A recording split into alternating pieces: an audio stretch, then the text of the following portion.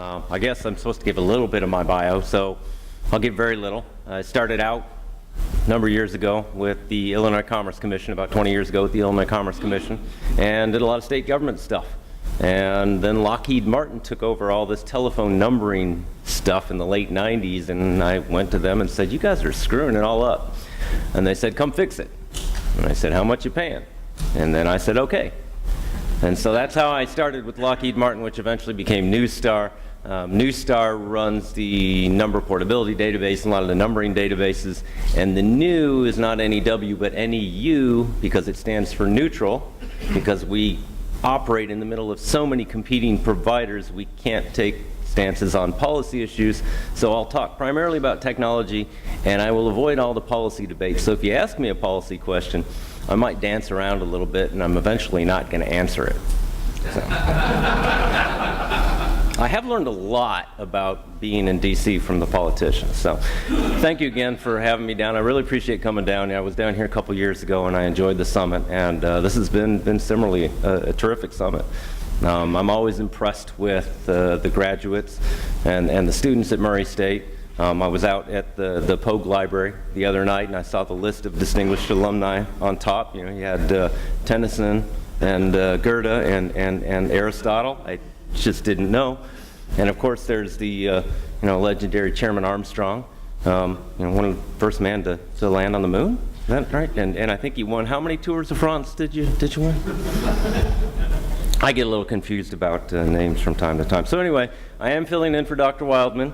So I'd like to thank the politicians in D.C. for shutting down the government, allowing me this opportunity as well. Since it's post-lunch, if you do need to run out for coffee, please do. I'd rather have you drinking coffee than falling asleep. But I will make fun of you if you fall asleep. So quickly, we're going to talk a little bit about Internet protocol. So don't worry, I won't make you fall asleep too much. Internet protocol has done a lot of amazing things in this country already in terms of the network and what it allows. Good things and bad amazing things. So I'll give you a couple of examples about good things. LinkedIn. Rick and I were talking about LinkedIn over lunch a little bit. I know it's a site for old people and young people don't use LinkedIn, but LinkedIn did an amazing thing for me once.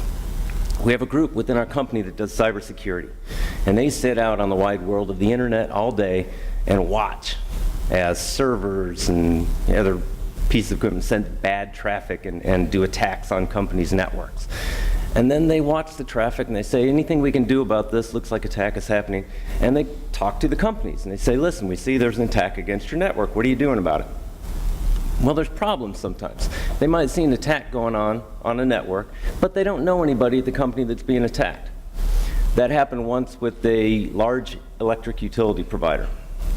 I had been doing some work in smart grid, so our folks knew that I might know some people at electric providers. They called me up and they said, hey, we got this attack going on. We see it. We don't think the company sees it. We'd like to talk to them. But if we call them up and say, hey, company A, you've got an attack going on your network. We'd like to help you out with it. They will say, thank you very much for the sales call. Click. Because we don't know anybody over there.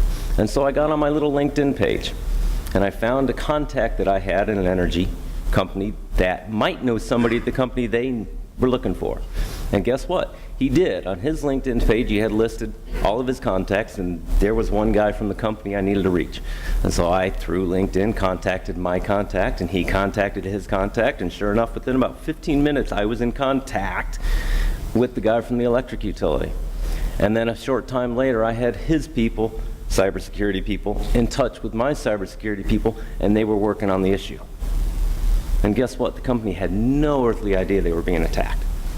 And so LinkedIn provided an amazing service that I doubt, I think without LinkedIn that never would have happened, because it would have taken a lot of calls on my part, hours worth of calling, and probably some dumb luck to figure out that this friend of mine knew somebody at that company.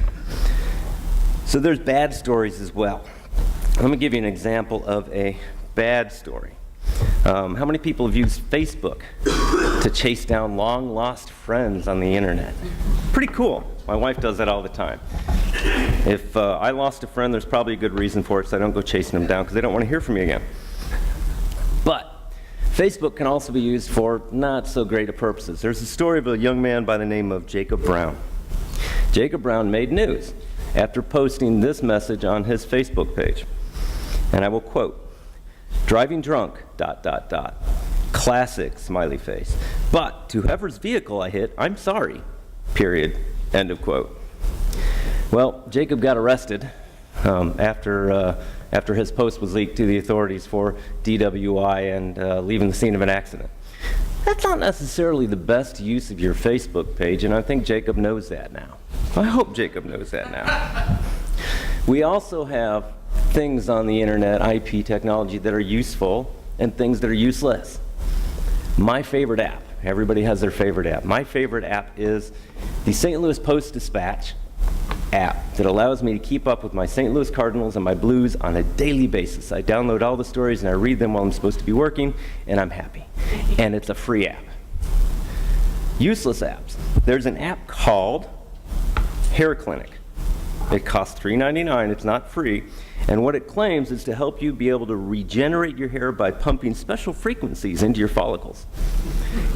Clearly, I've not tried this, and if I have, it hasn't worked. I'm pretty sure it's a scam.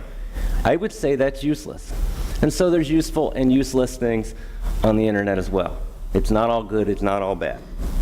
So for every positives, we're going to hear some negatives about the transition to internet protocol and the network that relies on internet protocol. I hear a lot from my friends, most of whom are regulators or involved in the regulatory world. You know, perhaps we should just take a step back and not allow this transition to happen so we can get all the bugs worked out first. Sounds reasonable, maybe, except that the transition is not coming soon at a date certain in the near future. The transition is happening. The transition has been happening for a decade or more. And so we're not going to stop the transition that's ongoing. We're not going to stop the momentum. I remember in about 2003, a large telecom provider, I had been told, made a decision that they weren't going to spend any more money on the circuit switch network gear to support their current network, the public switch telephone network. They weren't going to buy any more circuit switch gear for that network. They were going to invest only in IP network from there on out. And so for the last decade, they've been spending billions on IP equipment to change their network from a circuit switch network to an IP network. Now, you think you're going to make that company go back and undo everything they've done? No. Plus, you couldn't turn up that circuit switch equipment anyway because so much of it is outdated and gone and we can't replace it. Sometimes you can't even repair it. A lot of the people who knew how to repair that old equipment have gone and retired. So we're not going back. So how do we move forward? And why do we move forward? Well, we move forward because there's a promise of a whole lot of really cool stuff, really neat services that we have or we can have because we're moving toward an internet protocol network and off of the circuit switch network that we have today. So let me talk a little bit about the network and why. Throughout this, I will ask one of my favorite questions. Anytime I talk to a commissioner in a state, I will tell them, here's all this neat information you need to know. And one of the first commissioners I talked to taught me a valuable lesson. He asked me a question. He said, well, why do I care? And that's the question I now have to ask myself is, why do I care about what I'm saying? So why should you care about this stuff? So the network. Let me provide a real quick overview of how the IP network operates. So I will ask, why do I care? And I'm also going to take my out a lot. Now, I like to talk about technology, and I like to learn about technology, but as far as technology goes, I like to spend my time not in the deep end, but in the kiddie pool. I try and stay in the shallow end because my knowledge only goes so deep. So it's my kiddie pool exemption. I will invoke that a lot. So we're going to talk about packet versus dedicated links. So let me give you an example. If I'm making a call on the public switch telephone network today, I'm calling from DC to Los Angeles. I pick up the phone, I dial the phone, a link is created. That phone call goes out to Los Angeles, he picks up, and we keep that link hooked up for the entire amount of that call. We may be using 10%, 25% of the bandwidth of that link, but that entire link is dedicated to my call. And to give you another example, maybe break it down a little bit more. Let's say I have a Lego house that I build. Yes, I'm 44 years old, but I do like Legos. So I build this cool little Lego house, and I want to show my friend in Los Angeles this Lego house, and I want to show him how to build it and recreate the Lego house. So on a public switch telephone network, I build my Lego house, I put it in a box, package it all up so it doesn't break, close up the box, address it, call up a delivery person, and say, could you please take this box from me to Los Angeles? And this is a delivery person that I'm going to pay specifically for this purpose. He comes, picks up the box, hops in a cab, hits the airport, escorts the package all the way on the airplane to another cab to LA to the front door of my friend, where my friend opens the box and said, ooh, cool house. That's the conversation. It's a dedicated delivery person. Now, if I'm on the internet, if I'm on an IP network, it happens in a different manner. I take that Lego house and I actually take it apart. And then I take each one of those little blocks and I mark them. I label a little block that says block number 1 of 235. And here's exactly in this house where this little block goes.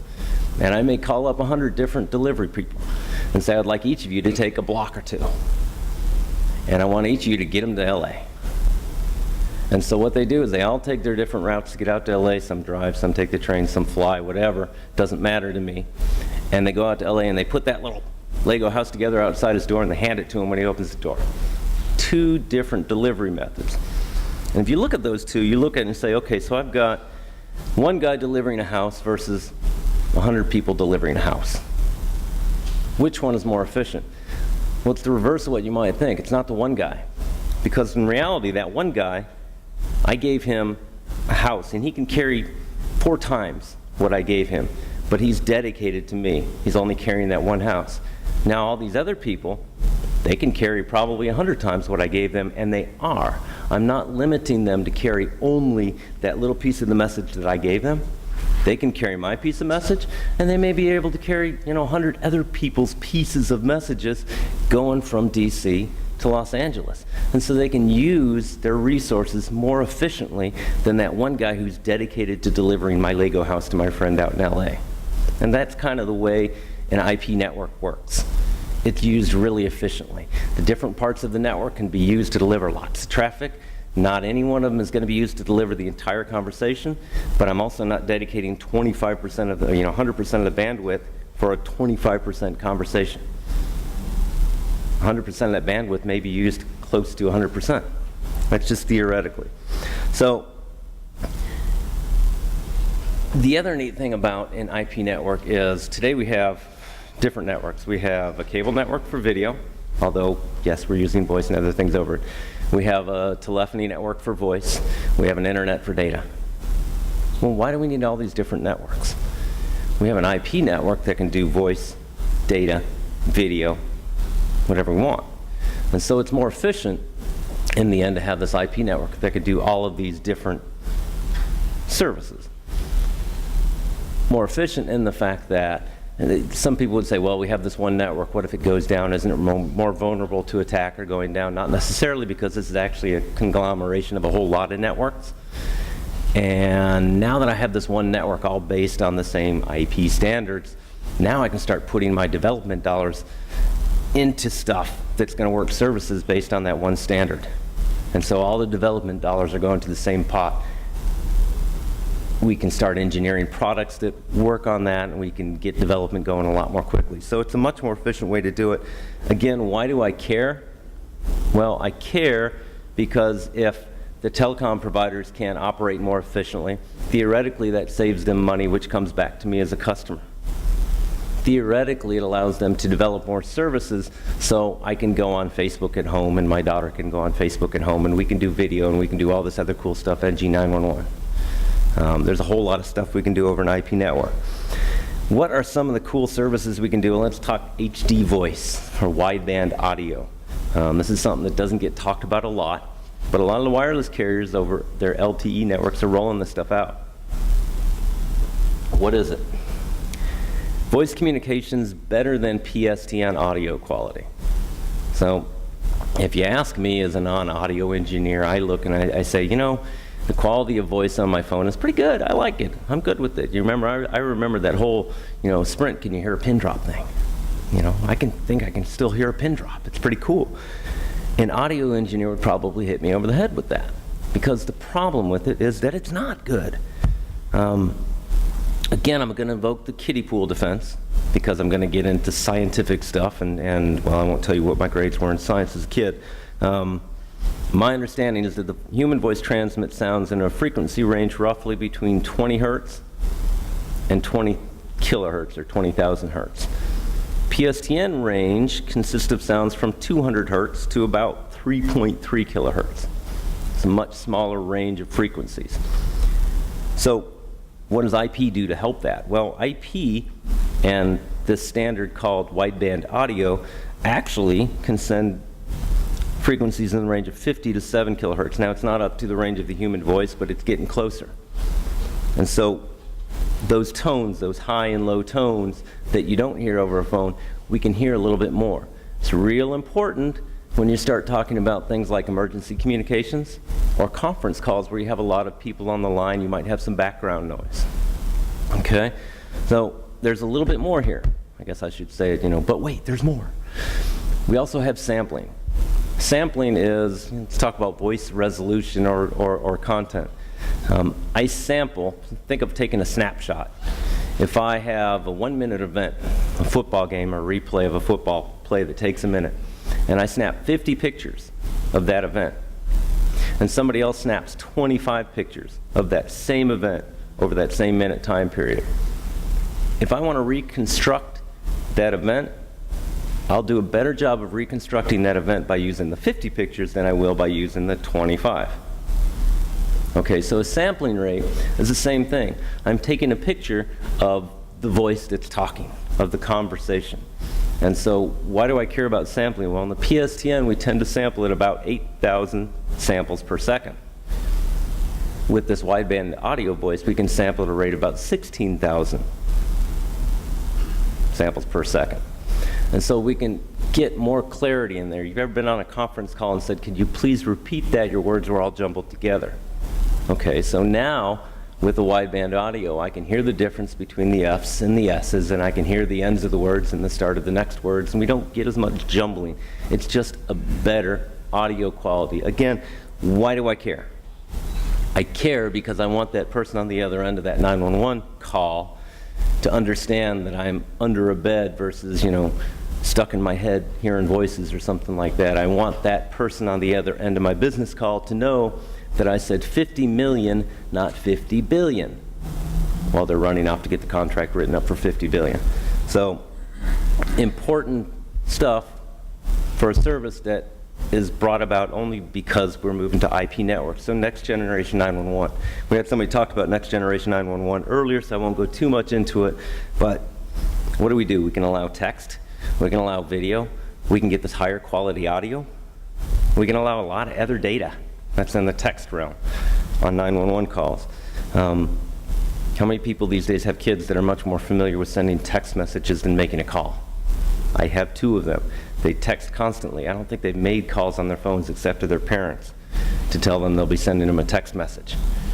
So kids these days are much more used, and we have kids all the time trying to send 911 calls via text to E911 call centers. It doesn't work for the most part.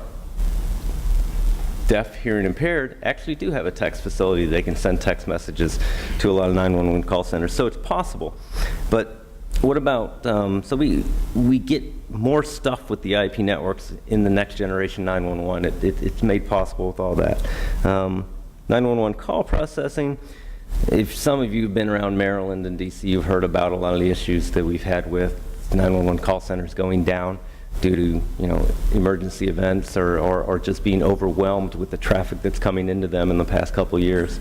Imagine you have a network where calls can be dynamically routed. You have 2 PSAPs, 2 public safety answering points serving the same area, and calls can be dynamically routed from one to the other.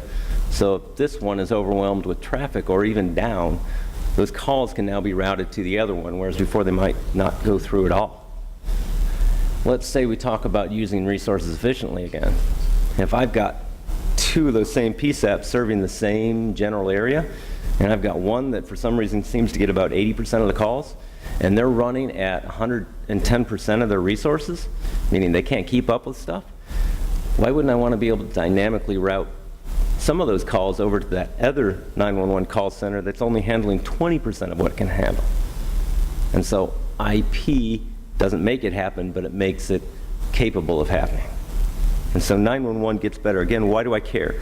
In emergency, the difference between life and death can mean a couple of minutes. That means that if that emergency responder is on the way to the scene and they're getting data about the speed of the crash, about the number of people involved, maybe even video of the scene, they can see what's going on with the car. They can order the equipment out there. If they need the jaws of life, they get them out there right off the bat. That may mean the difference between me living or dying in a car crash. I want them to have that information. I want them to have information. I want them to be able to hear me clearly. There's a whole lot of cool stuff with 911. But it all goes back to having that IP in the network. So video, while we're talking a little bit about video. Kids like to use their phones for videos. I mean, how many bad guys have gotten in trouble because somebody had a video camera around or had their cell phone around and started taking a video? Police can use that stuff. Law enforcement can use that stuff. So we're talking about video. The concept of a video telephone has been around forever. AT&T back in 1927, this is your mention, Hank, came out with something called the iconophone. And it was a video phone. It was used by Herbert Hoover to talk to some folks on Wall Street. It was two-way audio, but one-way video. And that was back in 1927. And the concept of the video phone came around about the same time as the concept of the telephone. It's been around forever. So why haven't we used it? The excuse I always heard is, well, you know, my mom doesn't want people to see her in her curlers and bathrobe at 8 in the morning when they call house.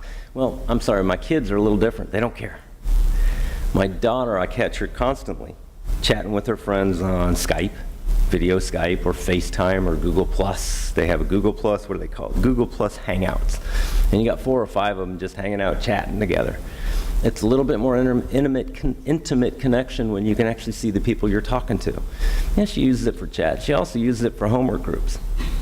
So that's kind of cool. And my mom, who lives in Chicago while we live in Virginia, can get on a Google chat with my 13-year-old daughter and see her and see that she's growing up a little bit. It's kind of neat. And so my kids are getting used to using the video along with the audio, and that's something they want. My daughter, however, doesn't need quality video. She doesn't care if the pixels are funny or her friends look a little weird or it's a little slow and her friends are talking but they're not moving. She doesn't care. But when we're talking about 911, we do care. We want quality video. When we're talking about a bunch of corporate executives trying to do a video call, we do care about video. And so we care about the quality of video. You'll hear a lot about I won't get into policy discussions, but you hear a lot in the policy discussions about quality of service. And so quality of service means I want the quality of that connection, that communication, to be perfect as possible. And not just when it's on my network. When it's going across multiple carrier networks, I want that quality of service to be really good. And so I want to be able to guarantee that. So there's a lot of discussion about how do we keep the quality of service up and that video and that audio going great over IP when we're dealing with multiple carriers. And there's a lot of IP standards about that. So there's going to be a lot of discussion about quality of service, especially in the policy room, which I will now avoid. Why do I care about all this stuff on video? Well, it's a quality of life issue. Can I take 3 hours and go coach my son's game because I'm not traveling to a training session out in Los Angeles or Dallas or wherever? You can tell me I can spend that time coaching my son's game instead of traveling back and forth because I can now do it via video link. I'm on it. I would much rather coach my son's game, unless of course they lose really bad. Spoofing. Everybody's probably heard what spoofing is, but I'll tell you what spoofing is. Spoofing is the altering or the changing of the caller ID record so that the person being called sees a different number than is actually calling them. Now, there are legitimate uses and illegitimate uses for caller ID spoofing. Okay, so seriously, what are the legitimate uses? Okay, I know you don't believe me. But think about a call that you might get from a pharmacy. Let's say Walgreens calls you up and says, hey, your prescription's ready. Time to go pick it up. Or United Airlines calls me up. Don't do this, United, please. Calls me up and says, hey, your flight's been delayed. Don't leave home. great. Those are calls I actually want, but they're not coming from Walgreens, and they're not coming from United Airlines. They're coming from Third-Party Call Services Incorporated, whoever that is. And Third-Party Call Services Incorporated changes the caller ID so that when I see it on my phone, it says United Airlines, and I pick it up. Oh, I want to hear from them. If it says Third-Party Call Services Incorporated, I'm not picking it up. And so they changed the caller ID. That's a legitimate use of that service, and it's used all the time. Illegitimate uses. Okay, there's a few of these too. Let's say somebody's trying to get a hold of their ex-wife, and they don't want their ex-wife to know it's them picking up. And so they caller ID, they spoof the caller ID, and they call up their ex-wife and harass them. Or maybe even more commonly, I've got a couple of credit cards that verify my identity via my caller ID record from home. And so when I call from work, they want extra information for me to verify myself. But when I call from home, they say, we see it's your home number that you're dialing from. Great. I have access to all my credit card information. Bad guy can get that, spoof the caller ID, call in pretending they're me, and guess what? Cause a lot of mischief. It's not what I want happening. So caller ID spoofing is bad. The problem is that the carriers can't tell the legitimate uses of spoofing from the illegitimate uses. And so they have to allow all of it. Well, the IP network could change that. On the internet, when I go and visit a Bank of America website, my computer says, we know this is a Bank of America website because there's a digital certificate that's traded from my computer and their website, from their servers to my computer, and says, this is a Bank of America website. Here's a certificate to prove that this is a Bank of America website. We can do that on phones too. If it's an IP connection, why aren't we able to say, here's a digital certificate that says, Rick Wolf is calling you, and I can tell because this digital certificate, this is Rick Wolf, and not Chairman Armstrong. If it's Chairman Armstrong, I don't want to answer. It's probably trouble. And so I'll answer from Rick. But it's a digital certificate. I can call into my credit card company, and they're not looking for the caller ID, which is spoofable. I don't know if that's a word, but I just made it up. It's a digital certificate that's really hard for the bad guys to replicate. And so if we move to an IP network, guess what? We can solve probably some of that caller ID spoofing. And there's a whole lot of issues with phantom traffic and call records being erased so the rural carriers don't know who's sending them calls, but they have to complete them and they don't get paid for it. Some of that might be able to be fixed with these digital certificates as we move to an IP network. That's attractive to a lot of people. So again, why do we care? As our lives are more and more toward the virtual, as we live them virtually on the internet as opposed to going out to the store to buy things, being able to verify our identities online is really, really important. I want to know that me showing up to a store and showing them my license is just the same as me going online and showing them a digital certificate and saying it's me. That's why I care. In closing, I would say this. We're moving toward a different network with exciting possibilities. There's definitely risk involved in moving to that network. We're moving off something called the public switch telephone network that we've had for a long time, and everybody trusts it. And we have really important services like 911 and other services that rely on it. And so we're moving kind of off a network that we trust and we all use, and it serves 96% of our nation and so on and so forth. And we're moving on to this new network. And so there's risk, and people are a little worried about what's happening with that. So as we look and try to figure out how to address these risks, let's not forget the benefits of moving to an IP network. And there's a lot of them. I've named a few.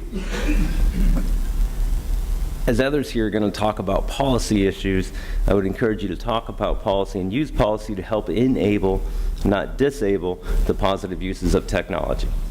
So I will ask the question one more time. So why do we care about all of this stuff? Well, to close out, I'll tell you what my mom used to tell me a lot. And said, why do we care? Because I told you so, and that's good enough for you. So with that, any questions?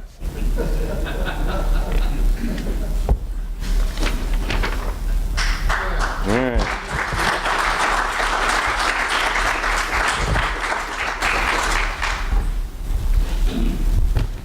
That's Guys will let me off easy.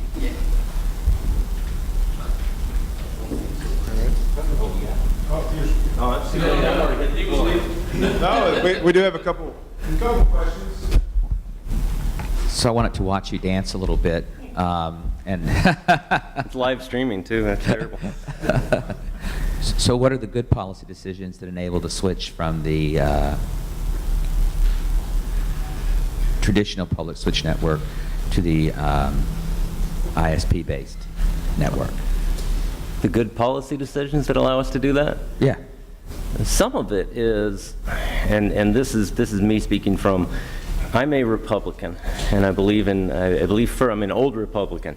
I'm big on doing things in the states, and my background with the Illinois Commerce Commission was I ran trials in Illinois. We were kind of the labs, and I can't remember who said it earlier. I think it may have been Commissioner Landis who said it earlier. But the states can be labs for some of this new stuff. And Illinois was a lab for number portability when it came about, and we were a lab for number pooling when it came about. And so good policy decisions could be allowing some of those labs to work. And so myself, not my company, would say, hey, the states can be a valuable resource. It's a smaller area as opposed to an entire country. If you've got labs or trials you want to do, work with the states and allow them to run the trials for you. Mm-hmm. So what you're saying is that Washington is the repository of all things good, right, and wise? He's just digging me a hole. There's a lot of knowledge around the country. There's a lot of knowledge in D.C., but that's not the only place that has knowledge.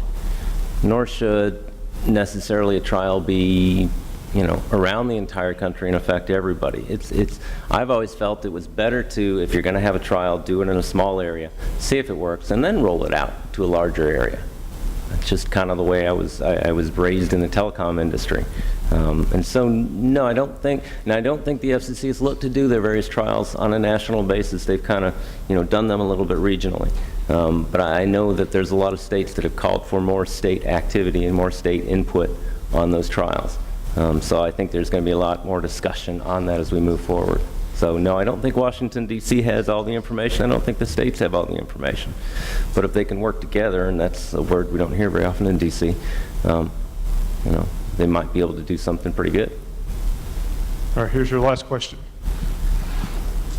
You mentioned HD voice in the context of voice over LTE, and what I'm wondering is why not on fixed networks, and are any of the carriers that have deployed IP networks using HD voice, and is there any reason not to, or that they haven't?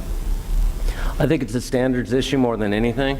The GSM Association has been really forward-thinking in terms of trying to get folks who are using GSM to implement wideband audio or HD voice. And so, yes, you're seeing it. I think you're seeing it on some of the LTE networks first, and the interoperating between the GSM networks is a little easier. Now, when you're talking about, you've got how many carriers operating GSM networks around the country? I mean, you've got the major carriers, minus Verizon's on CDMA, I think. And so it's a little bit smaller audience to interconnect with there. In terms of wireline carriers, absolutely. They should be able to do it, or they can do it. But the interconnection issue, remember, if you're within your own network, you're fine. If you've got essentially a managed network there for HD voice, I can make sure that the quality of service on one end is the same as it is on the other end, and that call is managed all the way through. But if I'm talking about between networks, there I've got the issue. Because I don't know necessarily that my call is going to get off of my network and have that same quality of service once it goes all the way across the country to somebody else. So I think the wireline side, the fixed network side, is a little bit behind. And I could be off on that, but I think they're behind on the wideband voice. Now, there's a lot of new IP services that are out there. Hank, I don't know what AT&T is doing with wideband voice. I don't know what Verizon's doing with digital voice. But I believe at least Verizon's been looking at it, and I suspect AT&T and other big companies have too. So I know it's being looked at. I don't know if it's been rolled out extensively, except in some of the wireless networks.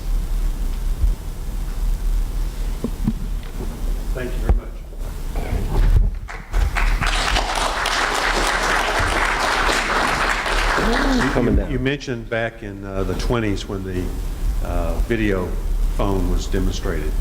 But back in 1908, there was a patent awarded for the wireless telephone to a man by the name of Nathan Stubblefield I read the book last from Murray, Kentucky. And so it turns out that we have an award that we present to distinguished visitors who come and make presentations. And so we're... You want me to give the award away? No, we're going to give it to you. So we're presenting to you the Nathan B. Stubblefield Distinguished Lecture Series Award for coming and being part of our program. Now, you said you already have the book. I didn't. All right, do you have the video? No. All right. I did that last time. All right. I wasn't quite as distinguished. You weren't as distinguished last time. We also have a video. There was a PBS program that we produced about Nathan Stubblefield's life. And so here's the video to go along with that. And so again, thank you very much for coming back this year and at the last moment for filling in and doing